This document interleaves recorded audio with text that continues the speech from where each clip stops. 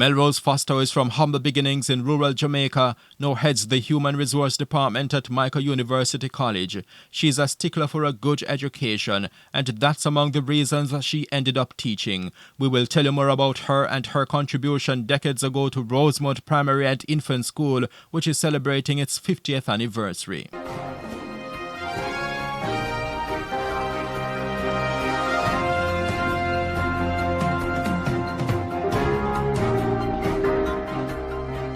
Melrose Foster is now a wife, mother, justice of the peace, and human resource manager at Michael University College in Kingston. That's a major accomplishment for the go-getter, who is originally from the rural community of Middlesex, located in the portion of Guy's Hill that is situated in St. Anne. Foster has 12 siblings, and she recalled growing up in a 3-bedroom house. She knew from very early that education would have been her visa to success. Most persons who grew up in the rural areas, you recognize that at the time it was fun, really fun. I had very strict parents who felt that education was important and you needed to be educated to get anywhere in this world. So they insisted on our being educated. So we couldn't skip school. We were sent to school, my father being a farmer and my mother a housewife. And we all went to school every day, except that it was a day when school was not being held or if we were sick. But outside of that, they insisted on our going to school. Foster, who was named Jennifer Abrams at birth, attended Turnberry Primary School, Excelsior High, Michael University College, the University of the West Indies, and Nova Southeastern University, where she attained her master's degree. She's happy how things have turned out for her and her siblings. And thank God, all of us have progressed. There we have a wide range of professions in the family. And my brothers, at least 6 of them or so, are farmers, and they are doing well on their own. But some have migrated, and some of us are here in different professions. But thank God, having the parents we had and the teachers we had, we have done well for ourselves, I think. We had a very good family background, and it was healthy because there were so many of us. Never one afraid of taking on new challenges, Foster, over the years, worked in different industries and left indelible marks. Her first job was as a teacher. She did her internship at Linstead All-Age School and later joined Rosemount Primary and Infant School. I heard about the Rosemount All-Age School then when I came to complete my internship at the Linstead All-Age School. Having completed my internship, I decided that since I resided there and it was pretty close to where I was from, I decided that I'd apply to the Rosemount All-Age School that had just opened. And so I applied, I was successful, and I started teaching there in 1974, it was. That was a year after the then Rosemount All-Age commenced operation. It felt really good because you had the opportunity to grow with the institution, and you had the opportunity to also suggest things that could be done to make the school a first-class teaching institution in the Linstead community. So for me, it was an opportunity to share in the dreams of the principal and to help the institution to grow. I think in terms of the cocktail parties we had for new teachers, I think of the Christmas parties that we had, the various places. I think of the netball and volleyball and the sports day and all. I was an integral part of all of those things.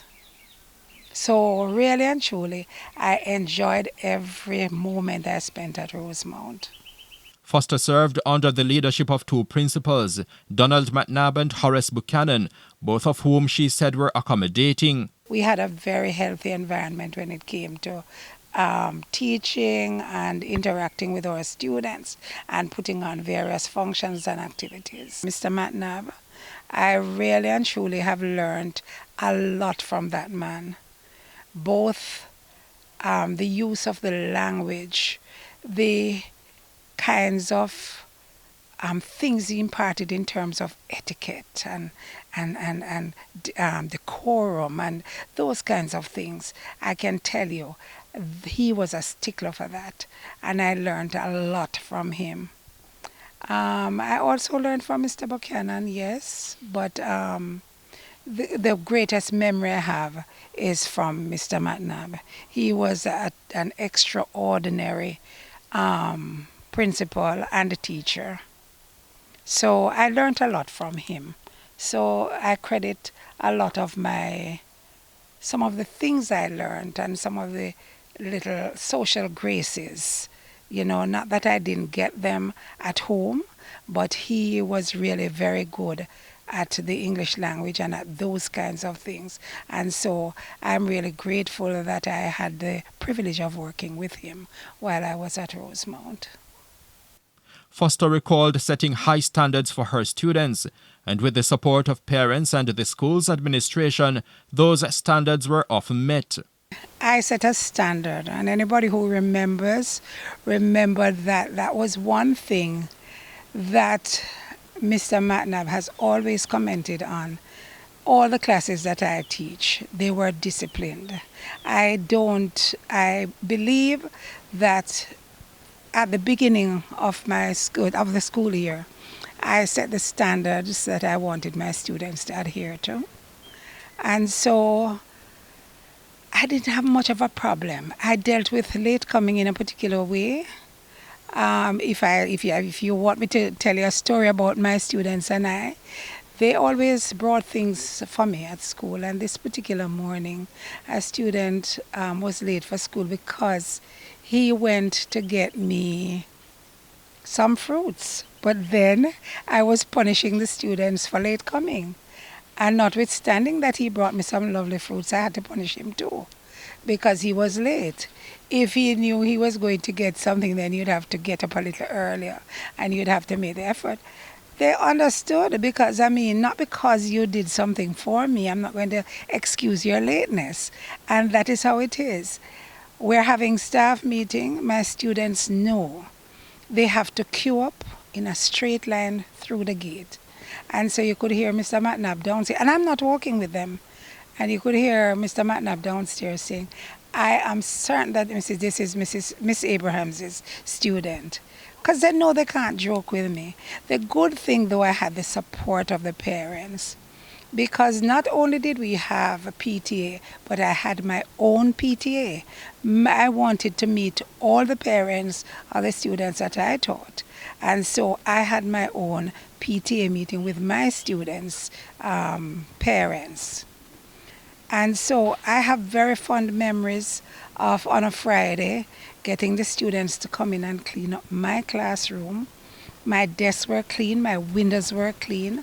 I had their support, really, really had their support, because I went out of my way to ensure that my students were exceptional. That was my goal, and I achieved it, and I'm very proud of it. She's proud of what most of her students have become. I am saying that I'm very proud because to this day, how many years later, maybe about 25, 30 years later, I'm in touch with a lot of my students. They call me when they're in Jamaica, they visit me. I am in New York and I hear, Miss. I'm in Florida and I hear Miss. And believe me, it's one of my students. So I meet them in the JDF, I meet them in the police force. I meet them when I go away. They visit me when they come here. So I'm really, really very proud of my achievements there. And I'm very proud of my students because most of them have done very, very well. At this juncture, where Rosemount Primary is celebrating its 50th anniversary, Foster is happy to have made an early contribution, and she's also impressed with the gains that have been made. I am really elated and I'm very happy, especially the fact that they have continued to grow and they are doing well, from what I've heard.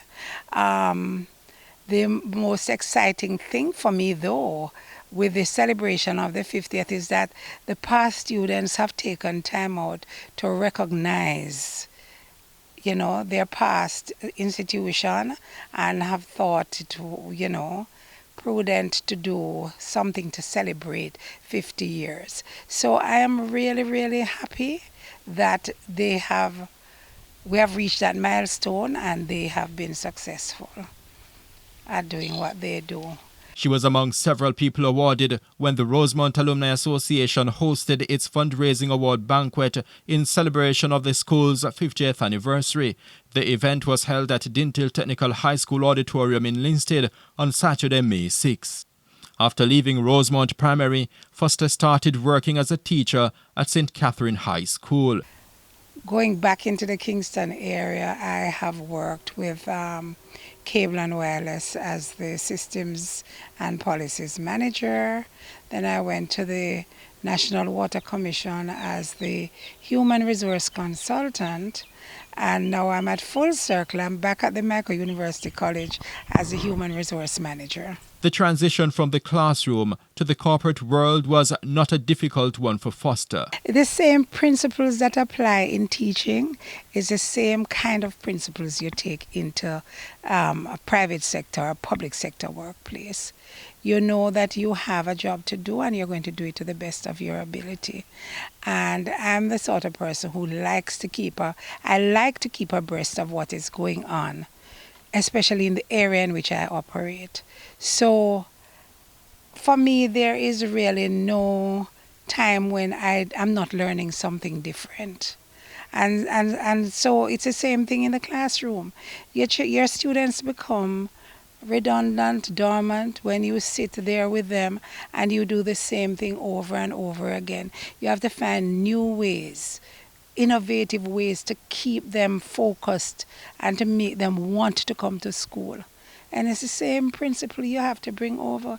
If you're just a teacher who goes in every day and the children expect the same thing every day, believe it or not, there's no motivation to come to school. So I'm always thinking about something else that will motivate them to want to learn.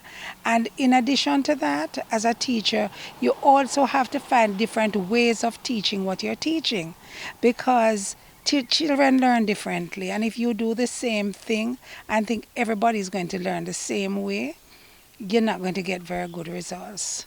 So we have to remember that children learn differently, and so we have to, whether children or adults, you have to apply the same principle, because the VAC theory, where some are visual, some are auditory, some like to read it, and some like things that are just given to them. That explanation says a lot about Foster's knowledge of education. No wonder she remains close to the teaching profession. I have always wanted to be a teacher, and even though I'm not actively in the classroom, I still do adjunct teaching.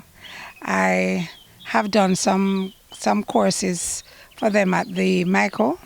I have taught at the College of Insurance and Professional Studies, and I currently do facilitation for the Human Resource Management Association of Jamaica.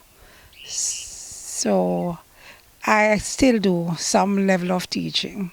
Foster, who lived in the United States for about 3 years, also makes time for community service in her native island.